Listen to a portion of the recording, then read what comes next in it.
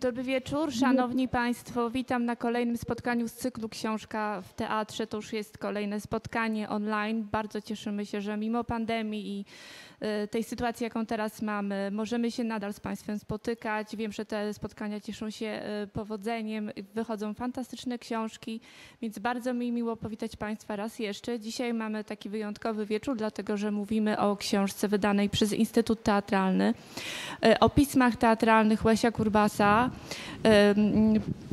zredagowanych przez panią Annę Korzeniowską-Bichut, a wydane przez nas w ramach serii projektu Odzyskana Awangarda kierowanego przez panią profesor Małgorzatę Lejko. Spotkanie poprowadzi Joanna Biernacka-Płoska, teatrolożka, kuratorka wielu projektów związana z licznymi instytucjami kultury, a z Instytutem z powodzeniem pracująca w Instytucie od kilku lat.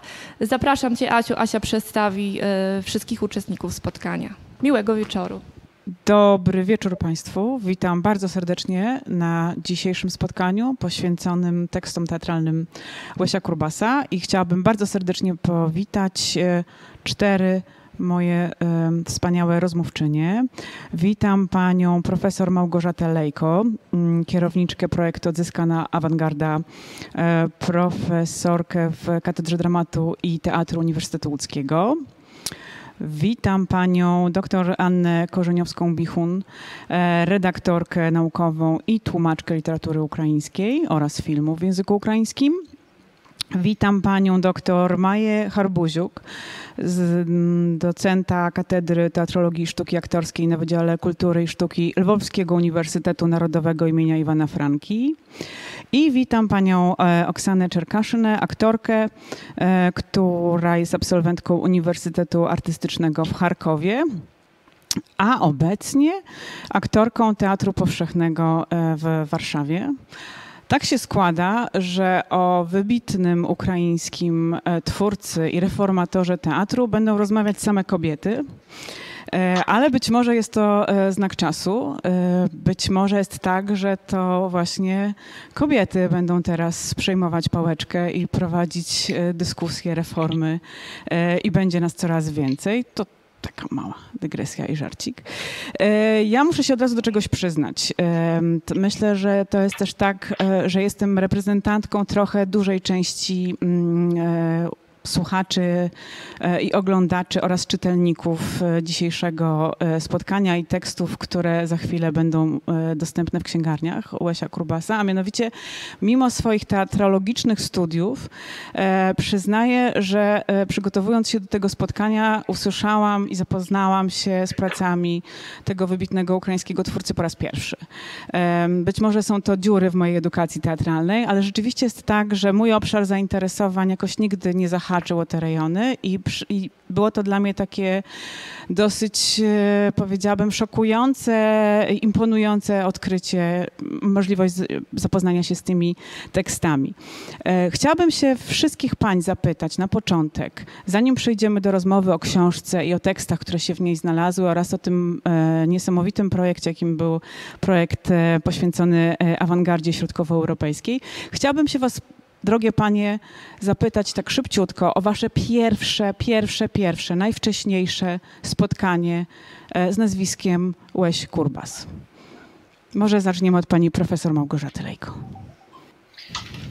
W pewnej formie szczątkowej mogłam poznać Łesia Kurbasa dzięki kontaktom z panem Bruno Chojakiem z Instytutu Grotowskiego, bo to on był pierwszym tłumaczem i propagatorem pism tego ukraińskiego artysty. Także rozwinięcie tego projektu Bruno Chojaka przez panią Annę Korzeniowską-Bichut jest wielkim sukcesem.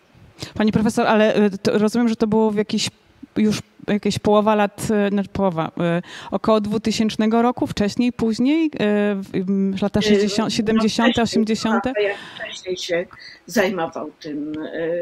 On był jednym z pierwszych propagatorów tego twórcy. Powiedziałabym, że pierwszym. Pierwszym. Okej, rozumiem. Pani Anno, a pani pierwsze spotkanie z Łesiem Kurbasem? Ja skończyłam ukrainistykę, więc siłą rzeczy z Łesiem Kurbasem, o Łesiu Kurbasie miałam jakieś pojęcie, mniejsze lub większe, raczej mniejsze wtedy. Oczywiście wiedziałam, kim jest Łeś Kurbas i co znaczy dla ukraińskiego teatru, natomiast tak naprawdę zetknęłam się z jego tekstami. To jest w ogóle śmieszna historia, no bo jak to się wszystko w życiu składa. Kiedyś byłam w Lwowie, zaszłam do księgarni i stał jedyny egzemplarz filozofii teatru Łesia Kurbasa, który kupiłam wtedy i który w tej chwili mi posłużył do opracowywania tego tomu. I to był pierwszy raz, kiedy ja miałam w ręku, to było z 20, to prawie 20 lat temu, kiedy po raz pierwszy miałam w ręku teksty Łesia Kurbasa. Zaczynałam je czytać i to była bardzo ciężka lektura. Zresztą będziemy o tym dzisiaj rozmawiać w ogóle, co to znaczy czytanie Łesia Kurbasa, tłumaczenie Łesia Kurbasa i w ogóle rozumienie Łesia Kurbasa. Także tak. To teraz poproszę panią Maję o swoje wspomnienia na temat pierwszego spotkania z Kurbasem. Tak, oczywiście, że to były studia teatrologiczne na Uniwersytecie Teatralnym imienia Karpenki-Karego, ale myślę, że jeszcze przy przygotowaniu do wstępu do tych studiów musiała czytać, ale oczywiście, że jakoś tak nieświadomie, bo naprawdę taki na serio to zapoznałam teksty pierwsze Kurbasa i o Kurbasie już na studiach. I jeszcze dzięki temu, że mój kierownik naukowy to właśnie był Jurij Boboszko, który był jeden z pierwszych, nie jeden z pierwszych, ale który był autorem książki o reżyserii Lesia Kurbasa w drugiej połowie 80. lat ubiegłego wieku. Dziękuję bardzo.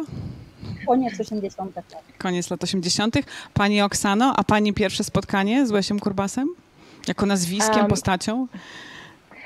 U mnie właśnie jest bardzo ciekawa historia. Jak ja już powiedziałam, że jestem teraz w Charkowie i również urodziłam w Charkowie i mieszkałam tu przez 25 lat.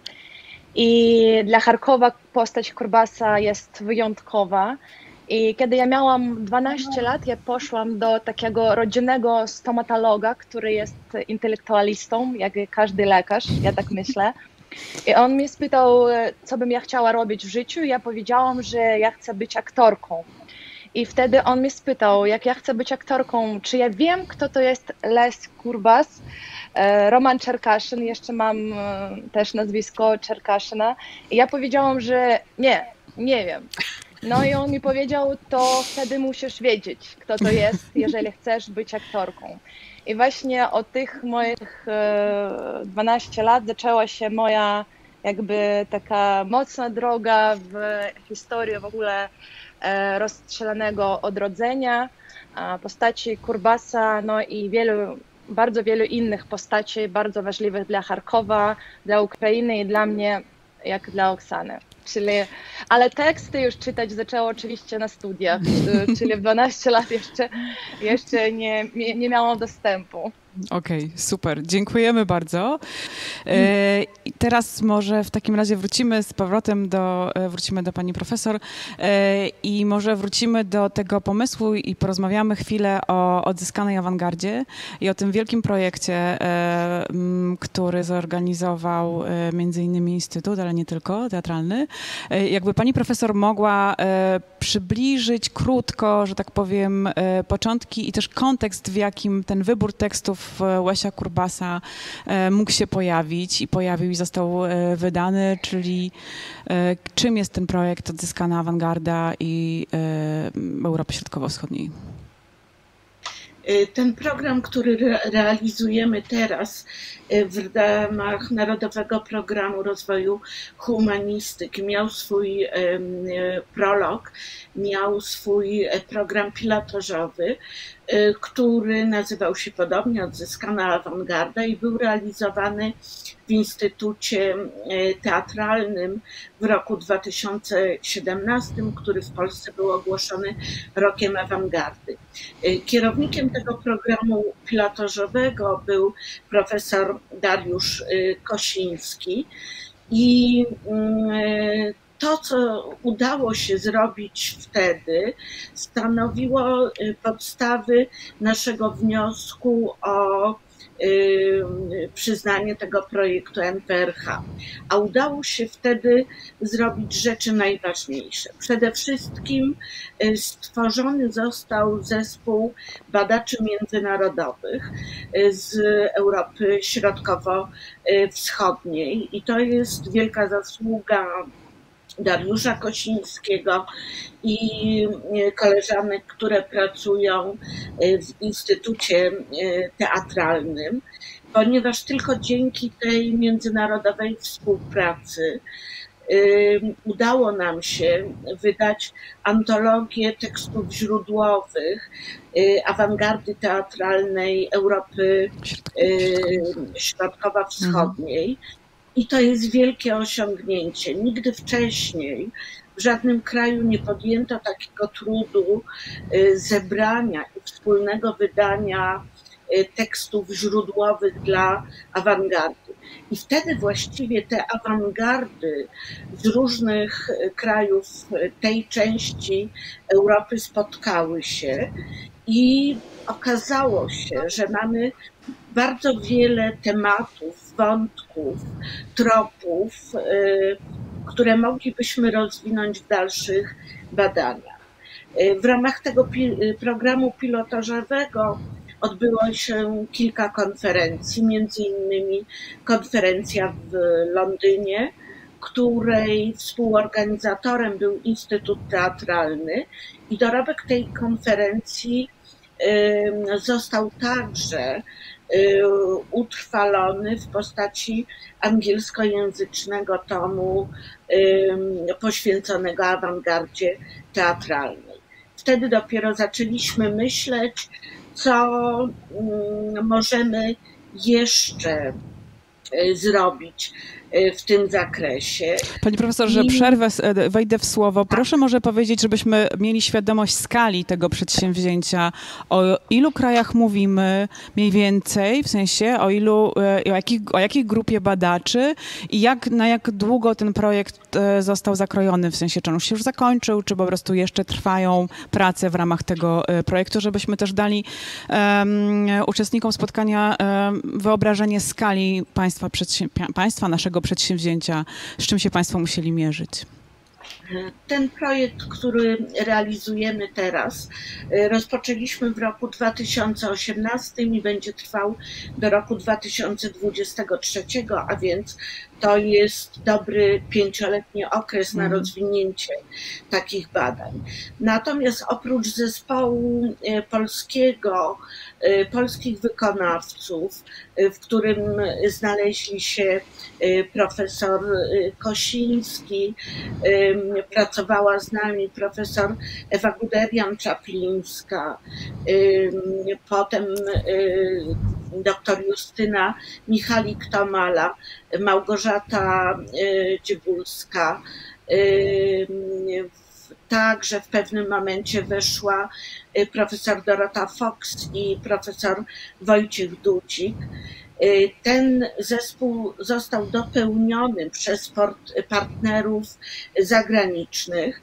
To jest około 20 osób z krajów między Bałtykiem a Bałkanami. Z Estonii, Litwy, Łotwy, Ukrainy, Białorusi, Słowacji, Czech, Węgier, Rumunii, Bułgarii, Chorwacji, Serbii, Słowenii i Gruzji. Więc rzeczywiście pod tym względem jest to projekt zakrojony na olbrzymią skalę i spodziewamy się dobrych efektów takiej współpracy. To jeszcze, jakbym mogła prosić o dopowiedzenie, czy w ramach tego projektu oprócz tekstów, czy to jest taki pomysł, że będą Państwo wydawać pisma czy dorobek intelektualny w każdym z tych krajów, które biorą udział jakiegoś wybitnego przedstawiciela, na przykład Łesia Kurbasa z Ukrainy? Czy to jest tak, że w ramach projektu okazało się, że pisma Kurbasa są właśnie tak ważne, tak potrzebne, że właśnie on został wyróżniony? Pytam o to, czy to jest pierwsza część czegoś większego, czy po prostu wyjątek, czy reguła? Nie. Cele realizacji tego projektu zostały określone trochę inaczej. To znaczy główną publikacją będzie leksykon awangardy teatralnej Europy Środkowo-Wschodniej, ale to nie będzie dokładnie forma słownika, lecz problemowe rozwinięcie szeregu zagadnień dotyczących tych wszystkich krajów, o których mówiłam. Drugim elementem będzie antologia, nowa antologia polskich tekstów o awangardzie. Natomiast jako dwa ważne filary postrzegamy tutaj wydanie pism twórców, którzy w Polsce nie pojawiali się do tej pory w tak dużym zakresie. A więc z jednej strony to są pisma Łesia Kurbasa, które dzisiaj oddajemy czytelnikom, a drugim filarem będą pisma Buriana, czeskiego Emila Franciszka Buriana, czeskiego praktyka i teoretyka teatru. I to jest też zamierzenie badawcze, równie trudne, rozległe, jak wydanie pism Kurbasa. Poza tym ukażą się jeszcze oddzielnie zebrane teksty o awangardzie Ewy Guderian-Czaplińskiej oraz książka Małgorzaty Dziewuckiej o awangardzie, jak to nazywamy roboczo, podkarpackiej z regionów Lwowa. Więc te zamierzenia są naprawdę szeroko zakrojone i spodziewamy się, że będą to oryginalne i nowatorskie opracowania. Brzmi to imponująco, tak ze względu na zakres, obszar, jak i rodzaj tej pracy. Mam takie pytanie do pani Anny Korzeniowskiej-Bichun. W momencie, kiedy Państwo w ramach projektu zwrócili się do pani o redakcję, bo domyślam się, że pewnie taki był tryb, o redakcję tego tomu. Co pani sobie w tym momencie pomyślała w takim sensie wyzwania? Bo tak jak powiedziała pani profesor Małgorzata Lejko, pierwszym i pewnie przez dłuższy czas najważniejszym propagatorem, czy w ogóle osobą, która zajmowała się Łesiem Kurbasem w Polsce, był Bruno Hojak. W związku z tym chciałabym się zapytać o pani doświadczenie w początkach pracy nad redakcją tego tomu. Ja przede wszystkim byłam przerażona tym, ponieważ ja absolutnie zdawałam sobie sprawę, z jak trudną materią będę miała do czynienia. Pierwszy raz zajęłam się Łesiem Kurbasem dobrych kilka lat temu dla naszego pisma Teatr. Przygotowałam artykuł o Łesiu Kurbasie i zmierzyłam się po raz pierwszy z tłumaczeniem tekstu Łesia Kurbasa, więc ja już wiedziałam, co mnie czeka. Pewnym pocieszeniem dla mnie był fakt, że część tekstów została już przetłumaczona przez pana Brunona Hojaka, znakomitego tłumacza, znakomitego badacza spuścizny Łesia Kurbasa, i przez panią Martę Kacwin-Duman. Więc część tekstów była już przetłumaczona, część musiałam sama przetłumaczyć, poza tym musiałam nadać jakąś taką spójność redakcyjną całemu tomowi, wszystkim tym tekstom razem, opracować przypisy, opracować wstęp i stworzyć z kilku źródeł, z kilku tekstów tłumaczonych przez różnych tłumaczy, prawda, charakteryzujących się różnym temperamentem, stworzyć jakąś w miarę spójną książkę. A proszę mi powiedzieć, ponieważ z jednej strony nie chcielibyśmy za dużo zdradzać, żeby też nie zabierać przyjemności czytelnikom, ale trochę jednak musimy powiedzieć. Proszę mi powiedzieć, jaki miała Pani pomysł na podział tych tekstów, w sensie jak jest podzielona książka i dlaczego tak? No właśnie, podział tekstu też miałam z tym problem, dlatego że tradycja ukraińskich wydań Łesia Kurbasa jest taka, że właściwie ukraińskie książki są dzielone, te książki są układane zgodnie z genezą tekstów. Znaczy, jeżeli to były lekcje reżyserii, no więc wszystkie lekcje reżyserii idą do jednego tomu. Jeżeli jakieś tam artykuły, wszystko jest jak gdyby genetycznie ułożone. Ja jednak stwierdziłam, że dla polskiego czytelnika, polski czytelnik, który kompletnie nie ma pojęcia, który po raz pierwszy spotyka się ze spuścizną Łesia Kurbasa, taki podział może być bardzo chaotyczny. I zdecydowałam się na podział tematyczny, to znaczy wychodząc od genezy teatrów, myśleniu o teatrach, poprzez idee różne, które mu przyświecały w tworzeniu tych teatrów, właśnie poprzez myślenie o aktorze, myślenie o reżyserze, myślenie o czymś, co on nazywał narodową europejskością, tak? Czyli takim odniesieniem do własnych źródeł i do źródeł światowych. Pani Anno, czy to jest tak, że w tej książce mamy wszystkie teksty Kurbasa, czy są takie, które się po prostu nie zmieściły w tej koncepcji takiej wymyślonej przez Panią? Nie. Znaczy są wszystkie teksty, które chciałam, żeby się zmieściły w tej koncepcji. Oczywiście nie są to wszystkie teksty Kurbasa. Sama książka wszystkich tekstów Kurbasa ukraińskich ma około 900 stron drobnym druczkiem zapisanych, więc to właściwie byłoby niemożliwe do wykonania. Zresztą też nie było takiej potrzeby, tak, akurat dla polskiego czytelnika, na polskie warunki. Jest to pewien wybór tekstów, moim zdaniem najważniejszych. Znaczy, część wyboru dokonali już inni tłumacze, acz oczywiście się zgadzam z tym wyborem, bo oni przetłumaczyli absolutnie najważniejsze pozycje Łesia Kurbasa. Przy czym to też trudno nazwać tekstami Łesia Kurbasa takimi... Nie wiem, czy Państwo zdają sobie sprawę, w jaki sposób teksty Łesia Kurbasa powstawały. Myślę, że nie. Myślę, że nie mają pojęcia. To ja może poproszę profesor Narbuziuk, żeby to za chwilę zaopowiedziała. Natomiast powiem tak, w skrócie powiem tak, że jest niewiele tekstów takich, gdzie Kurbas na przykład napisał artykuł świadomy, przeredagowany, opublikowany, prawda, albo jakiegoś wywiadu udzielił, i to ma taką formę już zredagowaną, jakąś spójną stylistycznie. Większość tych materiałów to są jego wykłady, które on po prostu wygłaszał swoim studentom, czy swoim aktorom, przepraszam.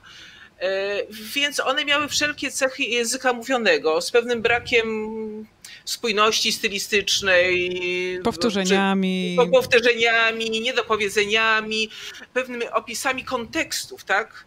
Bo on opisywał coś, co się działo na scenie, za krzesła sterczą dwie pałki i my nie wiemy, jeszcze nie dowiemy, co to były za dwie pałki, tak? Więc ze wszystkim tym, co jest charakterystyczne dla języka mówionego, a ktoś to notował. Coś usłyszał, czegoś nie usłyszał, coś przekręcił. I ta spuścizna, którą my mamy, oczywiście ogromną rolę zrobili, ogromną pracę wykonali ukraińscy teatrolodzy, którzy te teksty opracowywali, tak, w jakiś sposób. Ale każde opracowywanie tak naprawdę, już nie mówiąc o tłumaczeniu, jest jakąś interpretacją tekstu Łesia Kurbasa. Bo w wielu przypadkach my się po prostu domyślamy, co Łeś Kurbas mógł powiedzieć albo chciał powiedzieć. Tak. A często już jest to nie do odtworzenia, bo to jest jakaś tak z kontekstu wynikająca sytuacja, że my tak skrótowo opisany kontekst, że my nie wiemy, o co chodzi. Pani Maju, została tu pani wywołana, w związku z tym może teraz poprosimy o ukraiński kontekst i historię tego właśnie, na czym polega też trudność w tłumaczeniu tekstów Kurbasia, ale może też trochę porozmawiamy o samym człowieku może, reformatorze, bo też myślę, że to jest oprócz tego ogromnego dorobku intelektualnego, z którym czytelnicy będą się mogli zapoznać, jak wezmą tą książkę do ręki, to jest też nieprawdopodobny życiorys człowieka i taki portret też czasów, w których przyszło mu żyć. Łeś Kurbas urodził się w 1887 roku, został rozstrzelany w 1937, więc tak naprawdę to jest stosunkowo na dzisiejsze czasy krótki życiorys. 50 lat to jest dzisiaj siła wieku i możliwości. Jemu tego nie dano. Pani Maju, może kilka słów o właśnie Kurbasiu jako w ogóle człowieku i twórcy, ale też właśnie o tej specyfice i trudności tłumaczenia pewnie na każdy język, bo myślę, że też opracowywanie jego tekstów i po ukraińsku, i w każdym innym języku jest pewnie sporym wyzwaniem.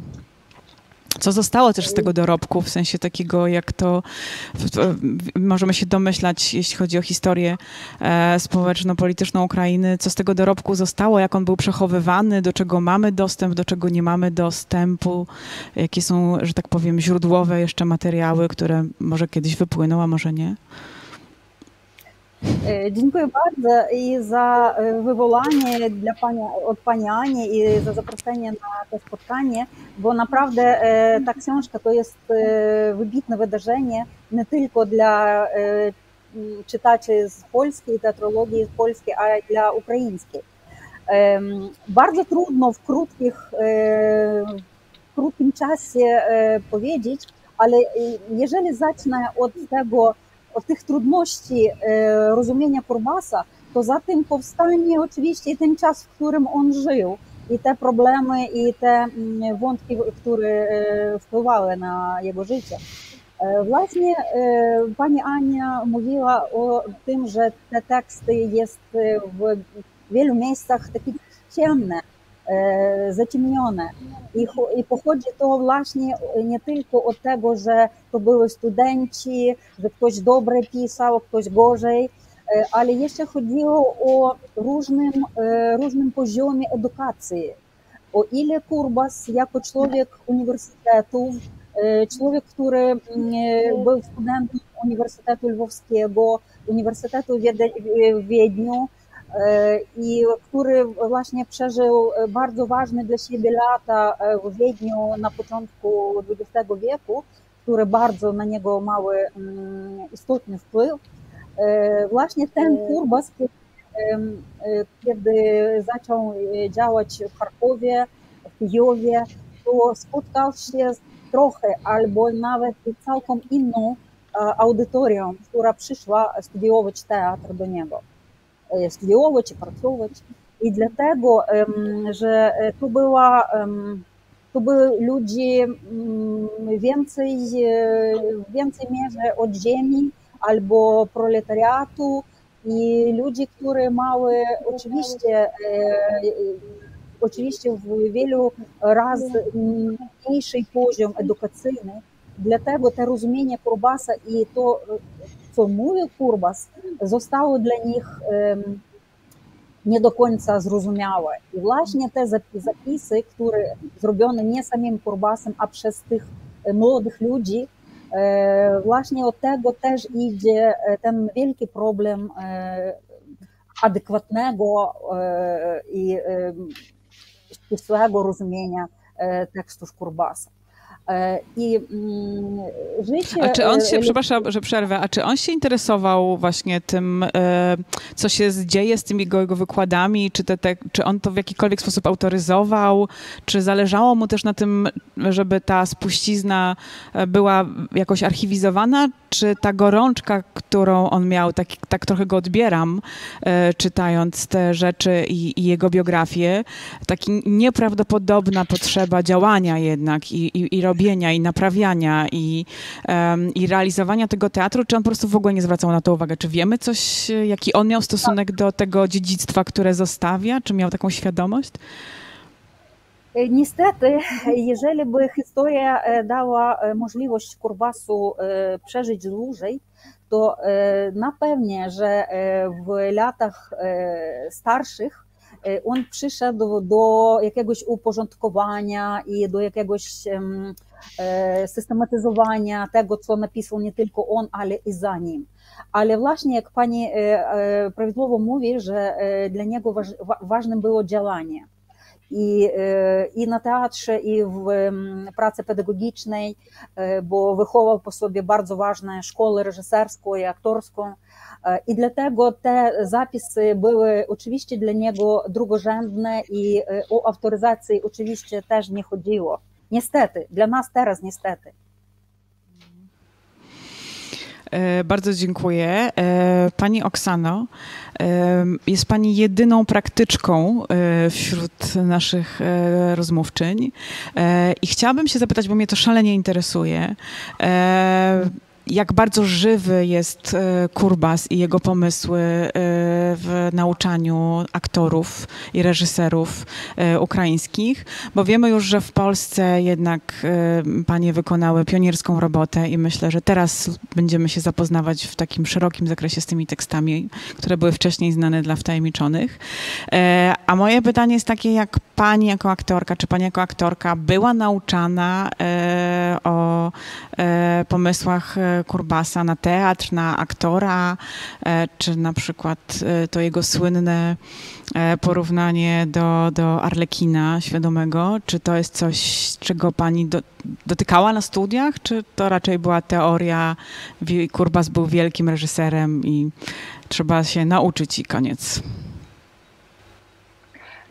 Bardzo dziękuję za to pytanie. No, odpowiem szczerze i od razu. Tak dla mnie osobiście to była i jest bardzo ważliwa postać i może dlatego, że urodziłam się w Charkowie i pierwsze 3 lata mojej działalności profesjonalnej właśnie były w teatrze Berezil i nie skłamię, jeżeli powiem, że może każdy aktor i każda aktorka w tym teatrze jakoś ma to połączenie z figurą Kurbasa. Przypomnijmy, że i może powiedzmy, przepraszam Pani Oksano, powiedzmy, czym jest Teatr Berezil i że jest to jeden z teatrów założonych przez Kurbasa, bo tak. Myślę, że czytelnicy mogą tego nie wiedzieć.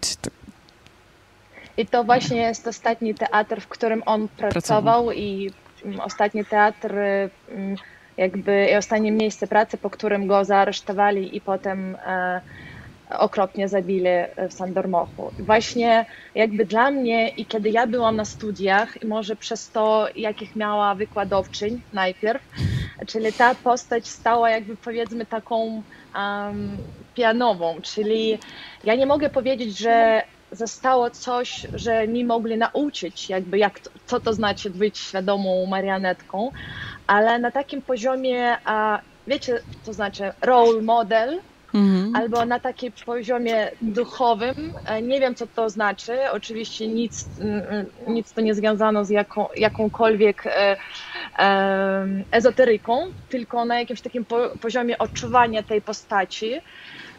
Ja mogę powiedzieć, że tak mnie by taką, jaka ja jestem, aktorka nie była, jeżeli by w moim dzieciństwie i podczas szkoły nie pojawiło postaci Kurbasa, jego tekstów i tej całej mitologii, która istnieje wokół niego tutaj w Charkowie. Bo ja pamiętam, jak tam miała jakieś tam 20 lat, kiedy zaczynałam pracować i przychodziła do tego teatru i jakby, powiem tak szczerze, wierzyła w tą atmosferę, która jak ja wierzyła jeszcze tam została po Kurbasie. Czyli jakiś taki gen sobie mam i jest coś takiego z tym imionem. Dla mnie niezwykle, jak to powiedzieć, że jestem bardzo dumna z tego, że jestem jakby częścią tej historii tutaj w Charkowie. Najpierw dlatego, że ona tak dramatycznie była przerwana, bo jak ja już mówiłam, ja tak naprawdę uważam, że jeżeli by nie było tego tragicznego momentu w historii Ukrainy, czyli 1937 roku, kiedy nie tylko Lech Kurbas, a miliony Ukraińców byli zabiti przez Związek Radziecki, przez jakby ten kulturalny genocyd, który my przeżyli. Ja uważam, że ja bym żyła w zupełnie innym kraju i pracowałam w zupełnie innym teatrze. Czyli dla mnie też ta świadomość tego, co dla mnie znaczy te rozstrzelane odrodzenie. Nie wiem, czy dobrze tłumaczy to po polsku. Tak, tak funkcjonuje ten termin. To Państwu tak wiadomo, o co chodzi. Czyli dla mnie to jest i oczywiście podczas moich studiów i początku pracy w teatrze, dla mnie to jest jakimś takim centralnym punktem.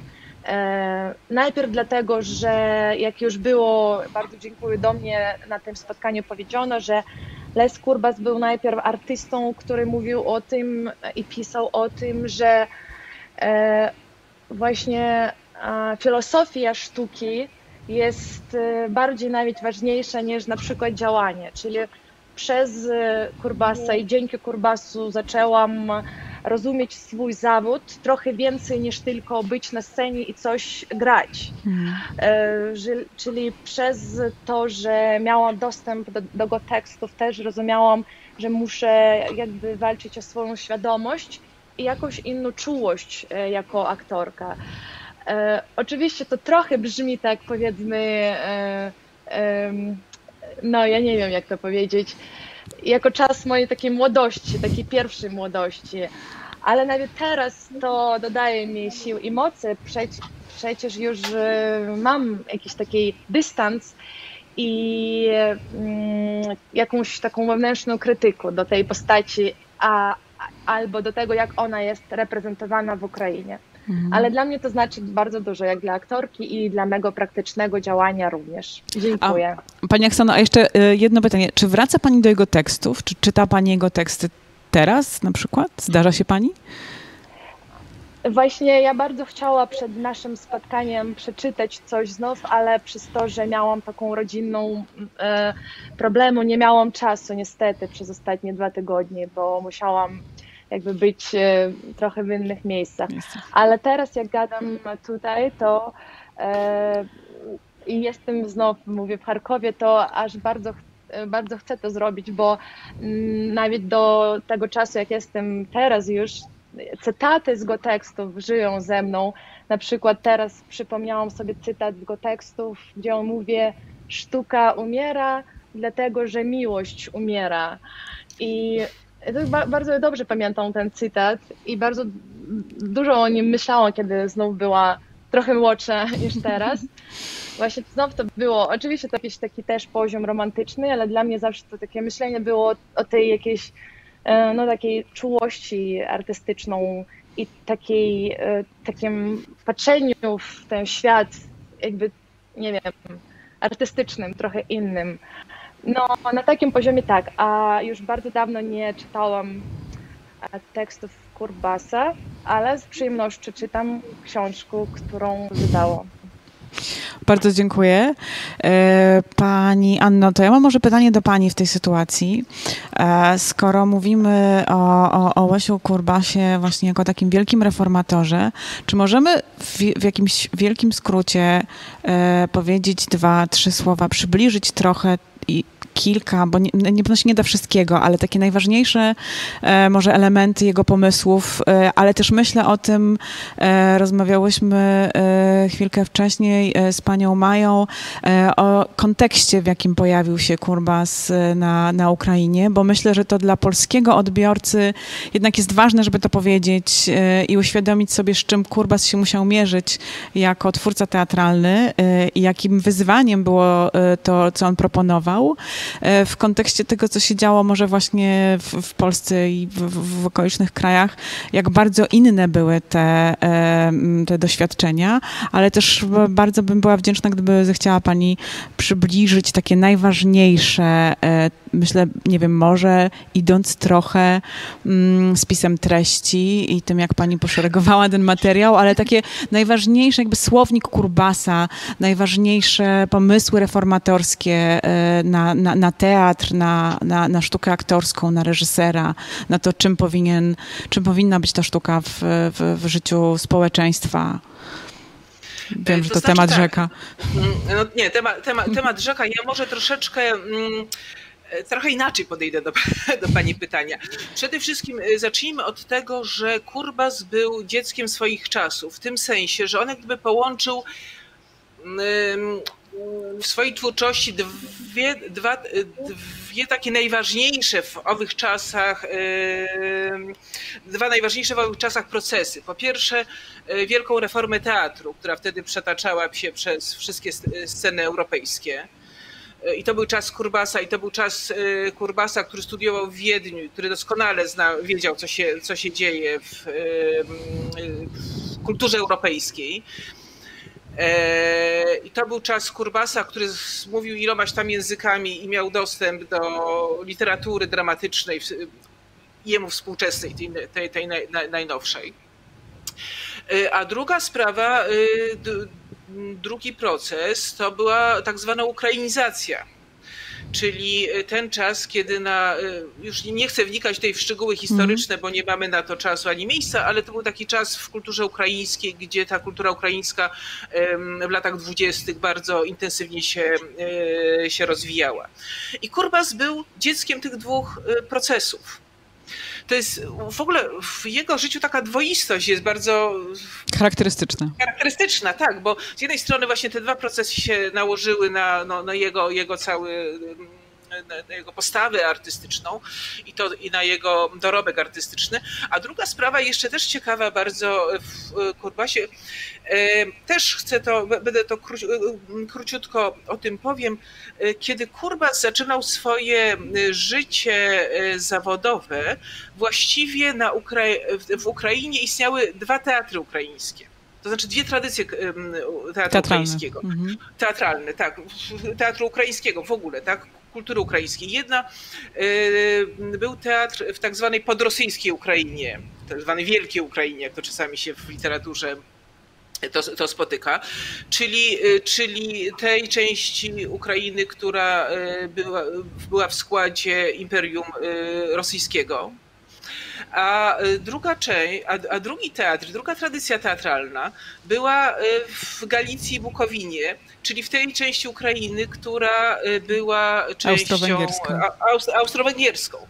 Więc to były dwie zupełnie inne sytuacje polityczne. W Imperium Rosyjskim istniał, on oczywiście robił się, znaczy wycofywano się z niego po trochu, ale istniał ukaz emski, tak na początku, który zabraniał w ogóle tłumaczenia na język ukraiński, literatury światowej, wystawiania spektakli po ukraińsku i tak dalej, i tak dalej, i tak dalej. Te prawa były łagodzone, ale te obostrzenia jednak ciągle istniały, więc oczywiście hamowały rozwój teatru ukraińskiego i dramaturgii ukraińskiej przede wszystkim. Chociaż też jest bardzo ciekawe, za chwileczkę o tym powiem. I mamy teatr ukraiński, który się rozwijał w Galicji i na Bukowinie, czyli w tej części austro-węgierskiej, gdzie oczywiście nie było tego typu ograniczeń politycznych, cenzuralnych. Natomiast oczywiście były inne ograniczenia chociażby ekonomiczne. Te teatry były szalenie borykały się z ogromnymi problemami finansowymi. Ciekawe jest to, że ten teatr zachodnioukraiński bardzo często wykorzystywał repertuar tego teatru wschodnioukraińskiego, który w pewnym stopniu był ograniczony możliwościami, prawda, politycznymi rozwoju, ale był na tyle atrakcyjny, że mimo wszystko te teatry zachodnioukraińskie z niego czerpały, wykorzystywały w swoim repertuarze. Ale do czego zmierzam? Kurbas był postacią, która połączyła w pewnym momencie te dwa teatry i te dwie tradycje, bo on się urodził w Galicji, on się urodził w tej części austro-węgierskiej Ukrainy, w rodzinie aktorskiej. W tym teatrze, razem z tym teatrem Ruska Bessida, gdzie jego rodzice byli aktorami, tak, grali. On poznawał warsztat teatralny, a później jako młody człowiek przeniósł się do Kijowa i już w Kijowie, czyli tej, no, najpierw, prawda, do rewolucji, on się już po rewolucji, nie pamiętam dokładnie w którym roku, ale w każdym razie w tej części wschodniej Ukrainy zaczął rozwijać swoje teatry. Czyli jakby połączył w sobie te dwie tradycje ukraińskiego teatru, tak? Tak, czy to doprecyzowując jeszcze to, co pani powiedziała o tym takim różnicach, które były związane z tym podziałem Ukrainy pod dwoma, że tak powiem, różnymi językami, zaborami. Jest coś takiego, co sobie uświadomiłam, czytając chyba bodajże wstęp, że Kurbas wystawił Macbeta w 1920 roku i to było pierwsze wystawienie Szekspira na Ukrainie. I teraz jak sobie uświadomimy, że to jest tak naprawdę 150 lat, no może trochę mniej, później niż pierwsze tłumaczenia i wystawienia w Polsce, to jednak dla mnie, przyznaję, było to szokujące, że on, z czym on się musiał tak naprawdę też mierzyć w takiej materii codziennego życia teatralnego. To znaczy człowiek, który właśnie mówił prawdopodobnie ponad 10 językami, wykształcony po prostu w Wiedniu i we Lwowie, który, tak jak mówi pani, łączy, jest na bieżąco z tymi ideami reformatorskimi i tymi trendami, które się przetaczają przez Europę. Statystuje u Reinharda. Tak naprawdę ma kontakt z tym, co się dzieje na świecie, z całą awangardą. Jest strasznie na bieżąco, jest tym żywo zainteresowany, ma do tego bezpośredni dostęp, a jednocześnie właśnie to, z czym pracuje, do czego wraca po studiach, to jest taka materia właśnie, tu nie można grać, bo nie można grać po ukraińsku, nie można było, więc ta tradycja jest taka bardziej ludowo, taka no, etnograficzna. Tutaj właśnie jest troszkę niby lepiej, ale tak naprawdę no, ten teatr jest taki dosyć, powiedziałabym, ubogi i odniosłam takie wrażenie, mierząc się z tymi tekstami, że on tak naprawdę jakby próbował, czy miał taką ambicję, czy tak, nie wiem, no wychodziło, że to jakby chciał ten teatr ukraiński w takim przyspieszonym tempie przeprowadzić przez taką historię teatru, której mu nie dano doświadczyć. To znaczy, że on tak strasznie chciał, żeby ten teatr ukraiński dogonił Europę, ale w takim pozytywnym tego słowa znaczeniu. W sensie nie dlatego, że czegoś mu, no może trochę mu brakowało, ale też dlatego, że on tak bardzo strasznie chciał, żeby ten ukraiński teatr był żywy i żywo uczestniczył w tym, co się dzieje na świecie, ale miał też świadomość tego, z czego wyrastał i wiedział o tym bardzo dobrze jako dziecko pary aktorskiej. I w tym kontekście też było moje trochę pytanie, że on jest takim no, niesamowitym fenomenem, jak nie wiem, czy można, pani profesor może mnie wspomoże, czy można go do kogokolwiek w Polsce na przykład porównać, bo chyba takiego ogromu pracy żaden polski twórca teatralny nie musiał wykonywać. W sensie kontekst był też troszkę sprzyjający bardziej dla polskich twórców niż dla ukraińskich, ale to może mnie panie skorygują i poprawią, jeśli wysnuwam nieprawidłowe wnioski. No ta rola Łesia Kurbasa jest nie do porównania z sytuacją polskich twórców teatralnych w tym okresie. Przede wszystkim dlatego, że Łeś Kurbas prowadził w dużym stopniu taką samotniczą pracę. On miał niewielu partnerów na tym poziomie, na którym on się poruszał. On dopiero kształcił młodą generację twórców teatralnych. Tak? U nas sytuacja wyglądała inaczej. Było jednak wielu twórców, żeby nie powiedzieć bardzo wielu twórców, którzy osiągali taki poziom znajomości na przykład teatru europejskiego i świadomości teatralnej. I to działanie było bardziej wspólnotowe niż w przypadku, tak ja to odbieram, tej osamotnionej, pionierskiej działalności Kurbasa.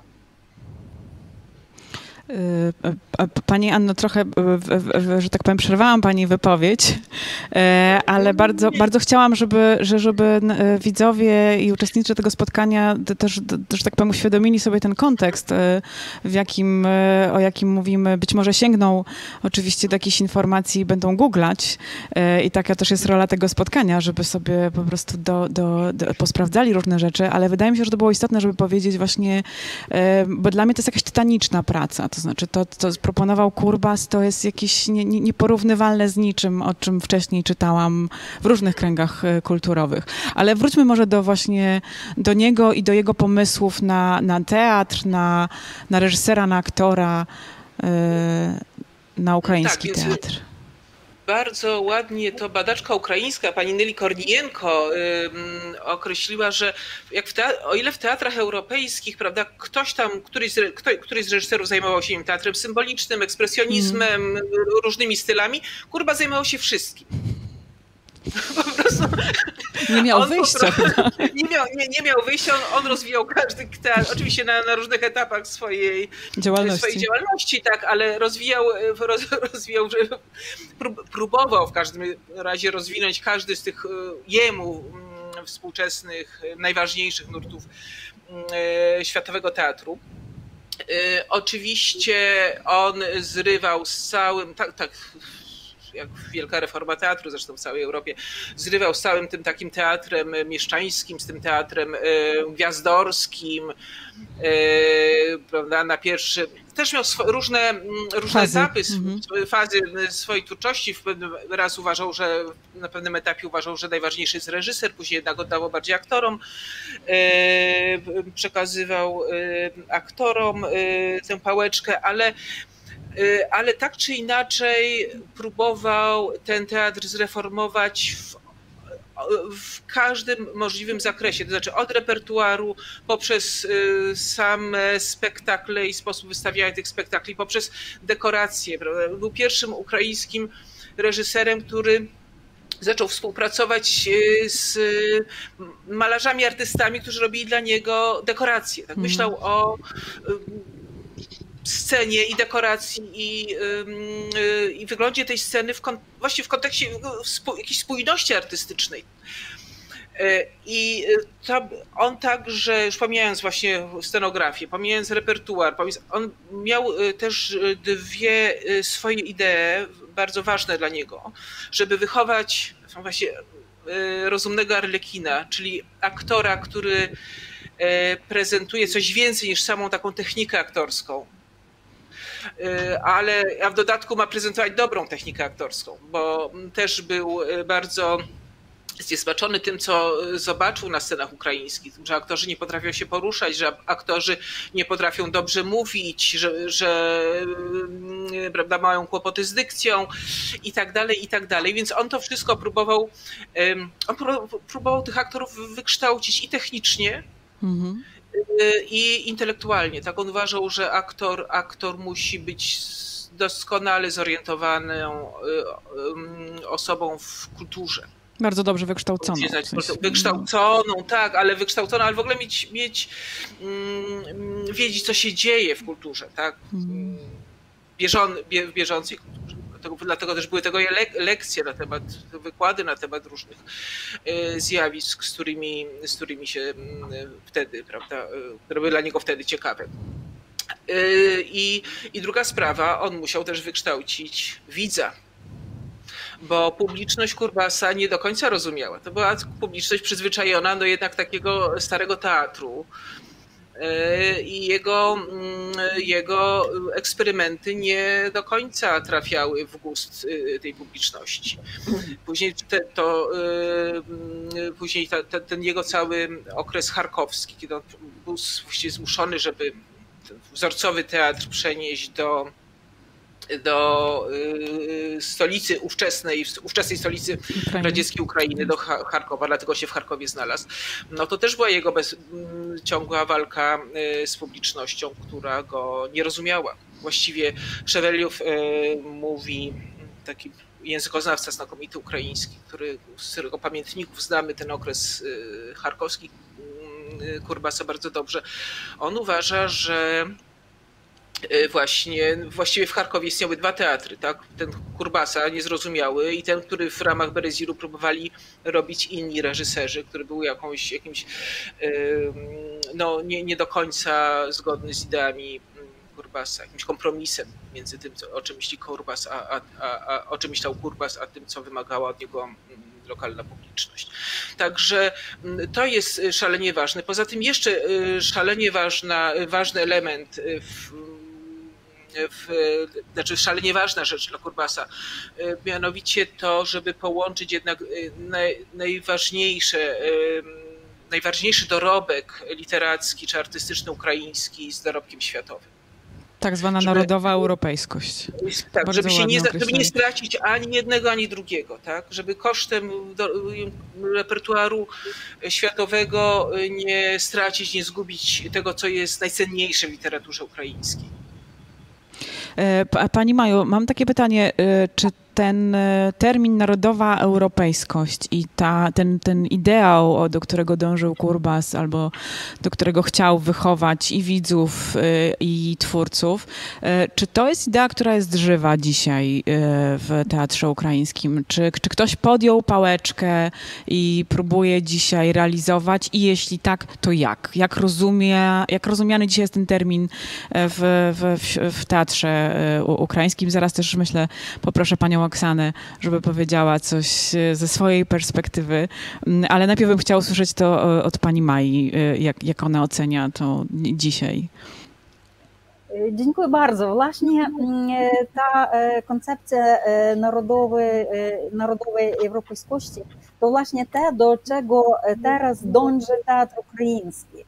I to działanie zaczęło się od końca lat 80. i związane oczywiście z padzeniem Związku Radzieckiego, który nałożył na teatr ukraiński takie kolonialne, totalitarne więzienie.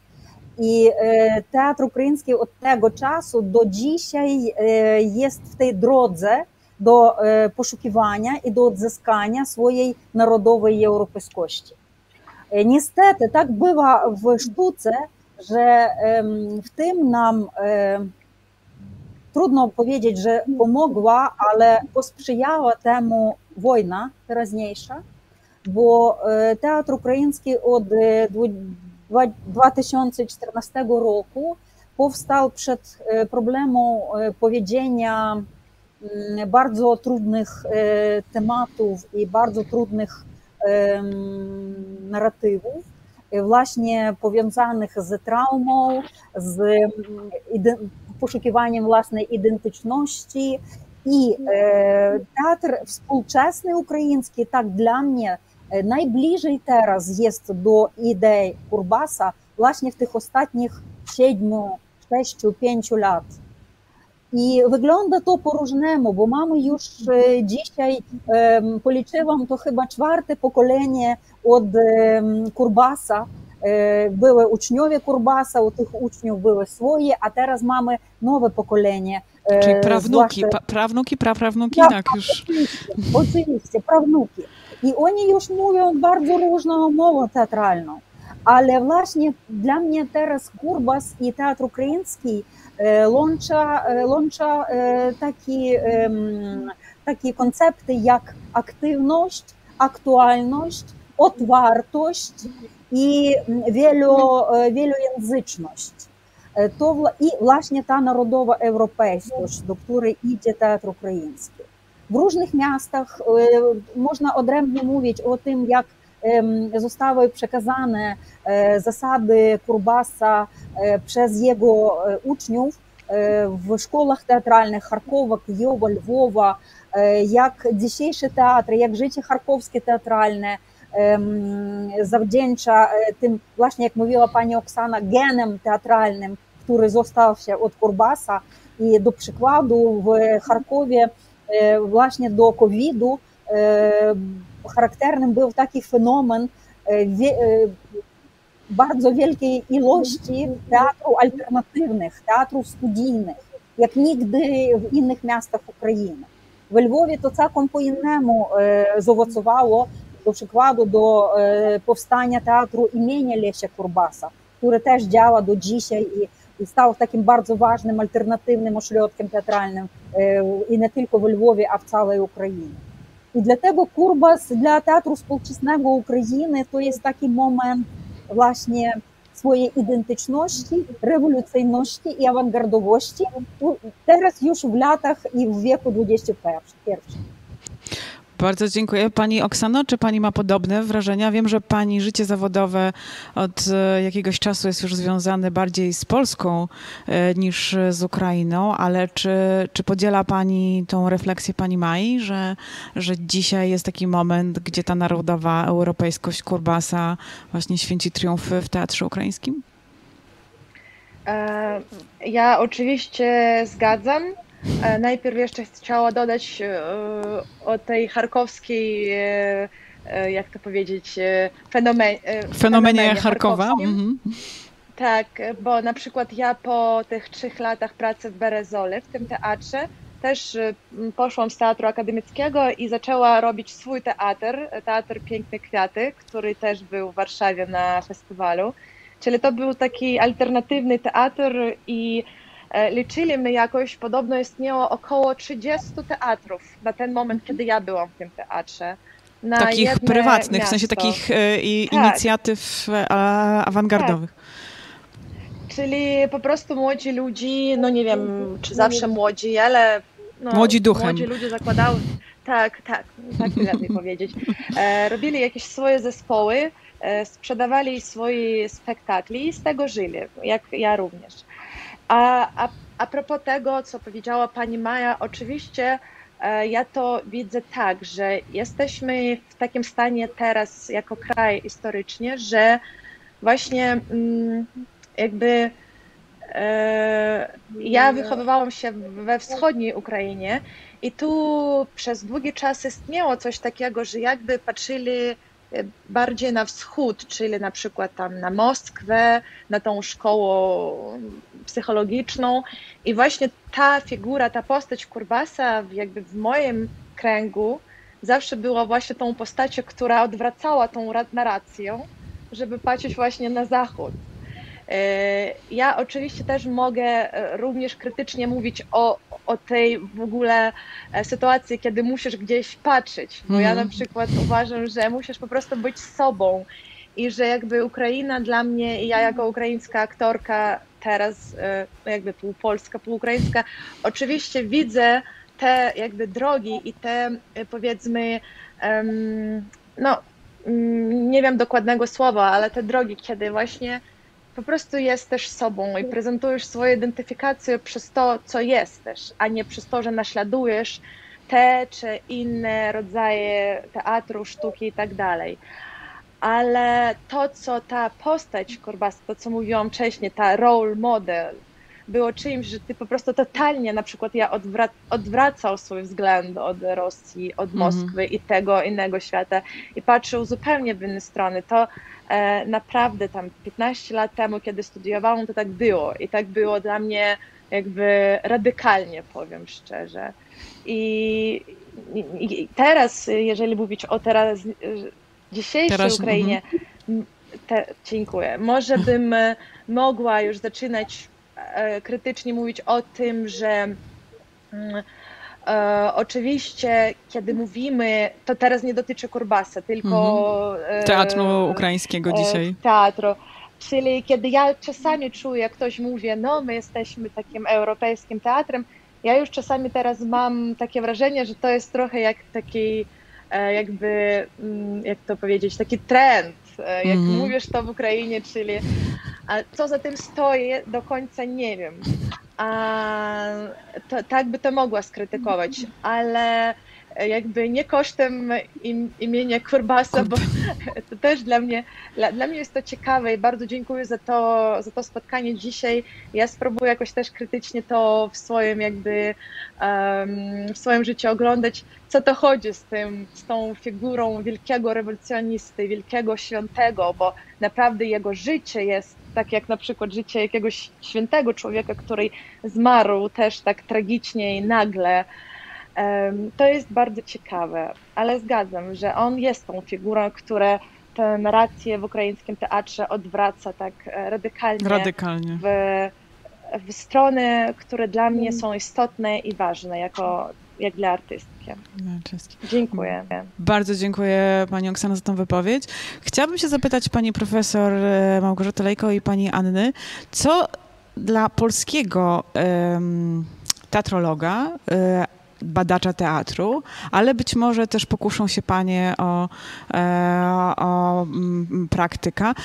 Co dla polskiego odbiorcy może być inspirujące, ważne? Co może znaleźć w tych tekstach i w tej postaci, co może by było warto, nie wiem, przeanalizować, przetworzyć, z czym warto by się było zmierzyć na polskim gruncie, albo może coś, czego no właśnie ktoś w Polsce nie dotknął. Czy jest coś takiego w tym twórcy, w jego pismach, które byłoby inspirujące dla polskiego badacza, a do tej pory nie zostało zrealizowane, albo dla polskiego twórcy. Może ktoś wysłucha, obejrzy dzisiejsze spotkanie i się zainspiruje w praktyce albo w teorii. Mogę prosić o takie wypowiedzi? No, dla polskiego czytelnika myślę raczej profesjonalisty, bo to z pewnością nie są teksty dla szerokiego odbiorcy. Łatwe i przyjemne. Tak, tylko dla kogoś, kto profesjonalnie zajmuje się sprawami teatru, ale także dla studentów tych kierunków humanistycznych. To jest przede wszystkim poszerzenie pola widzenia. Dlatego, że mówię tutaj w ogóle o projekcie, który realizujemy. Chodzi nam przede wszystkim o rozbicie pewnych schematów, jakie przez ostatnie lata się stworzyły i w postrzeganiu awangardy, zazwyczaj widzianej na tych biegunach między wschodem i zachodem, między Rosją i Europą Zachodnią. Tymczasem w naszym projekcie, i dotyczy to też tekstów Kurbasa, odkrywamy nowe oblicze awangardy. Dlatego ten projekt nazywa się Odzyskiwanie awangardy, ponieważ chcemy uwolnić się od tych schematów i spojrzeć, jak awangarda realizowała się w krajach Europy Środkowo-Wschodniej, w diametralnie zmienionej sytuacji tych państw, tak? Bo nigdzie nie nastąpiły, w żadnej części Europy po I wojnie światowej nie nastąpiły takie zmiany geopolityczne, jakie obserwowaliśmy, prawda, w tej części Europy.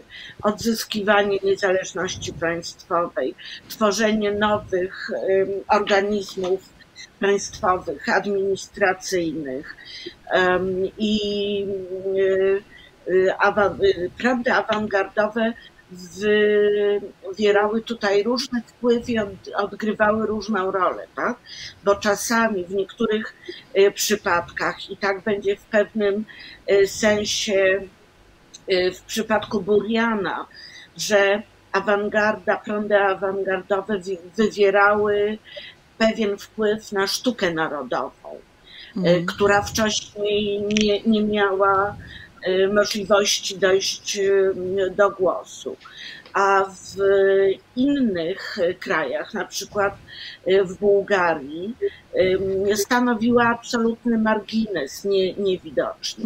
Więc wydanie teraz pism Łesia Kurbasa jest właśnie o tyle cenne, że pozwala nam poszerzyć pole widzenia, dostrzec, co działo się w teatrze ukraińskim właśnie, mimo tych różnic, o których mówiła pani Anna, mimo tych odmiennych trendów i regionalnych, i artystycznych, dla których takim spoiwem, łącznikiem był w dużej mierze właśnie Łeś Kurbas.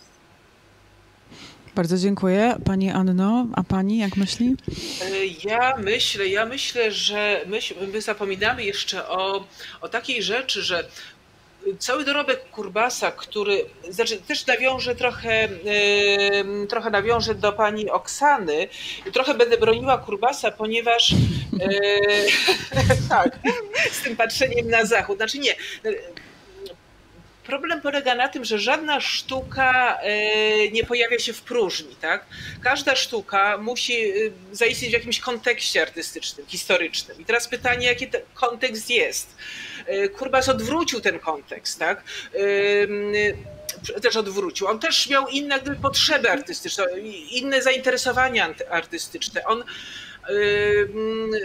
On tworzył rzeczy bardzo oryginalne wbrew pozorom, które na przykład przypisywano, bardzo go denerwowało, że porównywano jego teatr z teatrem Meyerholda, z jakimiś osiągnięciami Meyerholda, chociaż Kurbas do pewnych rozwiązań dochodził dużo wcześniej niż Meyerhold. Tak? Oczywiście też Meyerhold nie kopiował Kurbasa, no to były inne czasy i inna rzeczywistość, ale pewne pomysły rodziły się równolegle w podobnych warunkach. Tak? Więc Kurbas po prostu potrzebował innego kontekstu artystycznego do wyrażania swoich idei, ale my zapominamy także o tym, że on, tak jak cały świat, prawda, doskonale sobie zdaje sprawę z tego, co to jest metoda Stanisławskiego, to nikt nie wie, co to jest metoda Kurbasa, czyli metoda peretworenia. Jest to metoda artystyczna, prawda, metoda aktorska, którą Kurbas zapoczątkował, no i nie zdążył jej rozwinąć. Tak? Ona nie nabrała tego, nie zdążył jej rozwinąć, bo tragiczne wydarzenia jemu w tym nie pozwolono po prostu nad tym pracować. Tak? Ale to była szalenie ważna dla nas, i dla teatrologów, i dla historyków teatru w tej chwili. Jest ta metoda, prawda, peretworenia Kurbasa, która zarzuca teatr naturalistyczny, taki teatr dosłowny. Tak?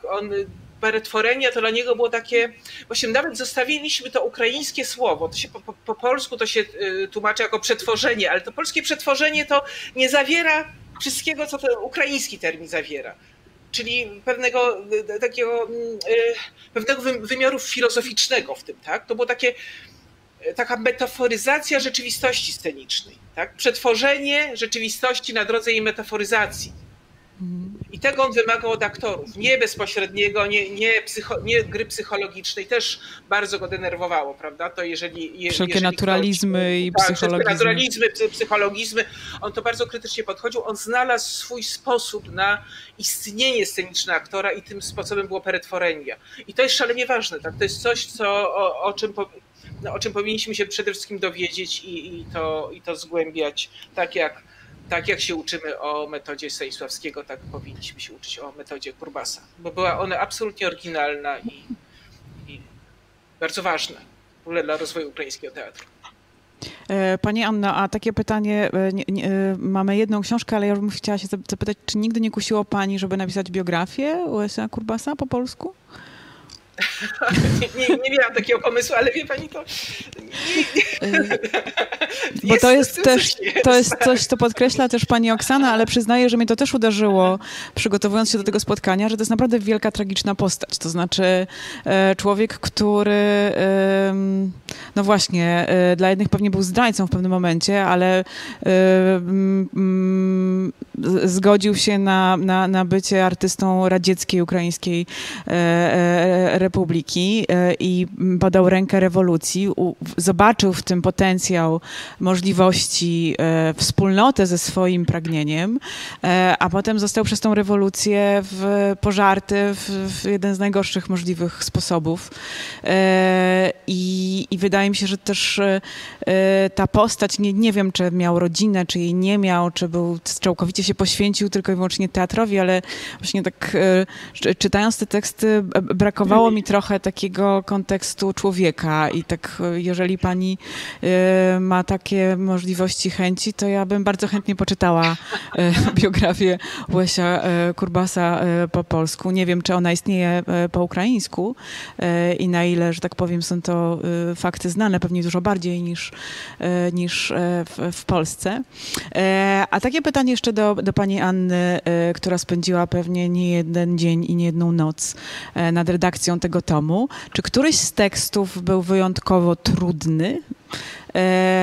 To jest jedno pytanie. A drugie, czy ma pani swój ulubiony tekst w tym tomie i jeśli tak, to który? Wszystkie teksty były wyjątkowo trudne. Czytanie pani profesor Herboziuk wie coś o tym, ponieważ ją zamęczałam. Ja powiem tak, mój mąż jest Ukraińcem i on nie rozumiał tych tekstów, tak? Pisanych po ukraińsku, więc o czym my w ogóle mówimy? Myśmy z panią profesor Herboziuk robiły czasami wręcz analizę logiczną każdego zdania, ponieważ to one są szalenie trudne do zrozumienia właśnie z tych powodów, o których mówiłam, tak? Z tego takiego chaosu, w jakim one się rodziły. Mój ulubiony tekst to jest chyba właśnie ten tekst przed spektaklem Aleksandra Łesia. Tam piękne panie, szanowni panowie, ten tekst, który się nazywa właśnie tekstem prologiem z błaznem, to się nazywa Prolog z błaznem. I to jest tekst bardzo poetycki, bardzo głęboki, taki bardzo teatralny, bo właśnie był napisany do tego, żeby zabrzmieć ze sceny. Mhm. Więc on jest z kilku powodów bardzo ciekawy. Okay. Pani Maju? A pani Maja ma swój tekst? Wiem, że była zaangażowana twórczo. Czy jest jakiś tekst, który jest szczególnie bliski w tym tomie? Dziękuję. Myślę, że pewnie nie jakiś konkretny tekst, a jakieś idee. I właśnie mała taką radość badać powiązanie teoretycznych osiągnięć Kurbasa z teoriami Einsteina. Bardzo było dla mnie to ciekawe i argumentowane właśnie na tych tekstach Kurbasa, które ja mała w języku ukraińskim, ale jakie zostały też przetłumaczone w języku polskim. Również dla mnie bardzo ciekawe jest podejście Kurbasa do teorii rytmu, czasu, naprawdę to przestrzeni, czasoprzestrzeni. Bardzo to ciekawe i o tym jest wielu tekstów Kurbasa, jakie właśnie też jest w tej książce i myślę, że oni nie mają starości, tak? Nie mają dawności, a ciekawe do dzisiaj i ważne dla profesjonałów, dla zawodowych reżyserów, aktorów oraz do przykładu tekst o teatr akcentowanego wyjawu i projawu, takie dwa różne typy teatru, które Kurbas wydziela. Bardzo wiele ciekawego jest dla mnie w Kurbasie. Tak, warto dodać jeszcze, że Kurbas miał także wykształcenie muzyczne, więc w ogóle jego cała... Geniusz po prostu. On był absolutnie genialny, więc te wszystkie jego idee teatralne właśnie są bardzo muzyką tak podszyte. Ten rytm, który on słyszy we wszystkim, tak, gdzie uważa, że właściwie rytm jest najważniejszą rzeczą w konstruowaniu spektaklu. Wszystko jest w rytmie. Tak? Wszystko musi się w rytmie, nawet aktor trwa w wymyślonym przez siebie rytmie, tak, stworzonym. Każde działanie sceniczne, wszystko co się dzieje na scenie ma swój rytm i zresztą nawet prawda, scenografia, jeżeli spojrzymy na tę scenografię, jest bardzo rytmiczna. A jeśli jesteśmy przy scenografii, bo będziemy pewnie pomału zbliżać się do końca naszego spotkania, to ja bym się chciała zapytać O takie materialne świadectwa po spektaklach Łesia Kurbasa, bo z tym jest zawsze w przypadku sztuki teatralnej najtrudniej. Jak jest ulotna, jest tu i teraz, jest spektakl, potem go nie ma, zostaje w pamięci widzów w recenzjach i fotografiach. Chciałam się zapytać, jak to jest w przypadku dziedzictwa Kurbasa. W książce mamy kilkanaście fotografii, które my to Państwu pokazaliśmy na początku spotkania. Czy to jest wybór, czy to jest wszystko i jak to w ogóle, jeżeli mogłyby Panie uchylić rąbka tajemnicy, ile tego jest, jak to się zachowało i czy możemy na podstawie tych zdjęć dowiedzieć się czegoś więcej, czy one uzupełniają w jakiś sposób te teksty, pomagają w ich rozumieniu, czy raczej po prostu są tylko takim dekoracyjnym świadectwem? To znaczy tak, nie, no na pewno pomagają w zrozumieniu teatru Kurbasa, tak? W jakiejś wizualizacji tego, co się działo na scenach. To nie są oczywiście wszystkie fotografie, które się zachowały. Jest ich dużo więcej. One są głównie przechowywane w Muzeum Teatralnym w Kijowie, które zresztą założył Kurbas, bo on także założył Muzeum Teatralne. Troszeczkę jest w archiwum teatru imienia Tarasa Szewczenki właśnie w Charkowie. Tam jest archiwum, specjalny pokoik. Byłam w tym pokoiku, miałam zaszczyt zajrzeć do tych pudeł, do tej kolekcji, która tam jest. Trochę materiałów jest. Czy dużo? No pewnie nie w porównaniu z dokumentami, którymi mogą się cieszyć inni twórcy teatralni europejscy, ale jest to, niewątpliwie jest. A czy Panie mają wiedzę na przykład, kto te dokumenty przechowywał? No bo on został stracony, przez kilkanaście lat był zakazany i teraz jego współpracownicy, kto to przechował? Czy mamy taką wiedzę w ogóle, jak to się stało? Pani Maju? To stało się w większej części przypadkowo. Coś przechowała małżonka Lesia Kurbasa. Właśnie Pani pytała o rodzicach, o rodzinach. To właśnie małżonka Walentyna Czystiakowa, która była aktorką w Berezole, a potem profesorem w Instytucie Teatralnym Charkowskim. Coś ona przechowała, każdy coś trochę przechował i tak jakoś tak naprawdę ten archiwum jest rozproszony, bo jeszcze jest jakieś i dokumenty, książki w prywatnych archiwumach, które jeszcze też nie doszły do państwowych archiwów. Jest do przykładu oprócz Kijowa i Charkowa biblioteka Kurbasa, która przechowywana w Ternopolu w Muzeum Krajoznawczym. Trzymała w rękach te książki z biblioteki Kurbasa podkreślane czerwonym ołówkiem, jakieś rzeczy, jakieś odrębne tematy i wszystkie. I została do Ternopola przeniesiona. Ten fragment biblioteki, bo cała też nie przeżyła wojny. I tak, powiedziano bardzo ciężko i ważko o tym. Część archiwum też, do przykładu, bardzo znani щоденники Василька, to też kolega i współtwórca teatru razem z Lesiem Kurbasem. Jego щоденники jest w Instytucie Rylskiego w Kijowie w Akademii Nauk. Dlatego to jest różne środki, które tak naprawdę, jeżeli by była do tego wola państwowa, musieliby być zjednane w jakiś jeden, myślę, instytut badań Lesia Kurbasa, chociaż mamy Centr Naukowy imienia Lesia Kurbasa, jak taki też ośrodek ważny bardzo, no ale właśnie tej pracy pewno zawsze będzie niedostateczne, dlatego żeby to wszystko ogarnąć.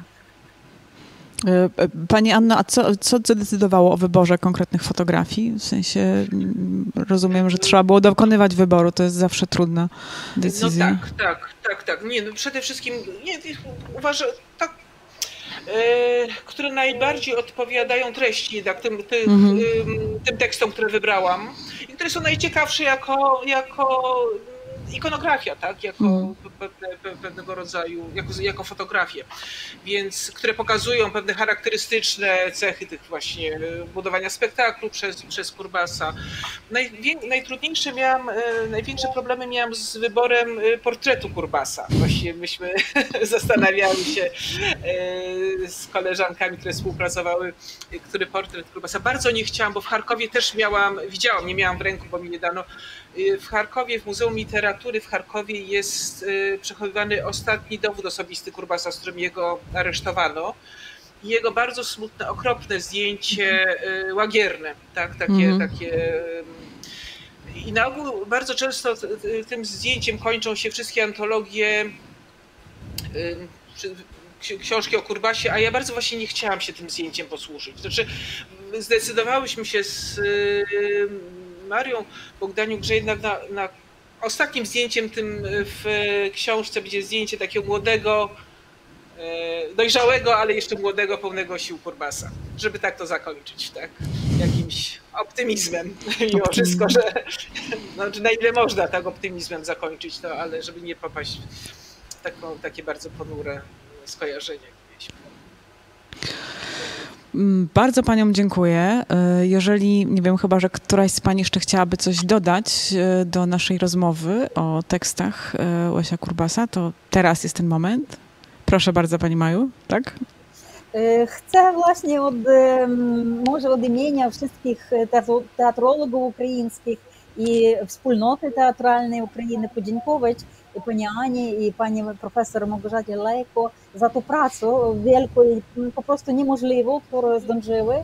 I czytałam książkę teraz w tłumaczeniu i naprawdę ten taki efekt, o którym mówił Szklowski, efekt отчуждения jest bardzo ważny, bo naprawdę czytają teksty Kurbasa w języku polskim. Dla siebie wielu utoczniłam, wielu dla siebie jakoś tak naprawdę jest to bardzo, bardzo ważne. Naprawdę, jak to dziwno nie brzmi. I bardzo cieszę się z tego, że i polski czytelnik teraz może przeczytać i tak naprawdę dla nas to myślę, że jest wyrównanie tego landszaftu teatralnego, w którym Ukraina do dziś ma wielu białych plam, wielu czegoś takiego niewiadomego, mało wiadomego. I właśnie ta postać Kurbasa pozwoli patrzeć na Ukrainę z oczyma względem czytelnika polskiego, jak na taki kraj ciekawy, samodostatni, teatralny i właśnie też europejski. Dlatego bardzo dziękuję. Ja bardzo dziękuję paniom za spotkanie, wszystkim w tych trudnych czasach. Bardzo żałuję, że nie mogliśmy się zobaczyć na żywo, ale no cóż, dobrze, że możemy się połączyć i że technologia nam pozwala się zobaczyć na ekranach. Mam nadzieję, że kolejna promocja z tomu Odzyskanej Awangardy może się już odbędzie na żywo. Mam nadzieję, że być może spotkamy się w tym albo w podobnym gronie, jak pani Anna napisze biografię Łysia Kurbasa i będziemy mogli sobie o niej podyskutować na żywo w Instytucie. Państwa zachęcam ogromnie do zapoznania się z tymi tekstami, z postacią. To jest rzeczywiście tak, jak powiedziała pani Maja, udało się twórcom zaangażowanym w ten grant i twórcom tego projektu Awangarda udało się zapełnić białą plamę wśród wiedzy teatrologicznej o teatrze środkowoeuropejskim i o tym, że na tej mapie ukraiński teatr był równie istotny jak wiele innych. Ja za to bardzo serdecznie dziękuję. Dla mnie to też było duże wyzwanie, ale też uzupełniłam swoją wiedzę, więc myślę, że właśnie po to jest ten projekt, po to są takie publikacje. Zachęcam państwa do lektury. Paniom bardzo dziękuję za spotkanie. Życzę dużo zdrowia i obyśmy się mogli spotkać na żywo kiedyś. Bardzo dziękuję. Dziękuję bardzo. Bardzo dziękuję.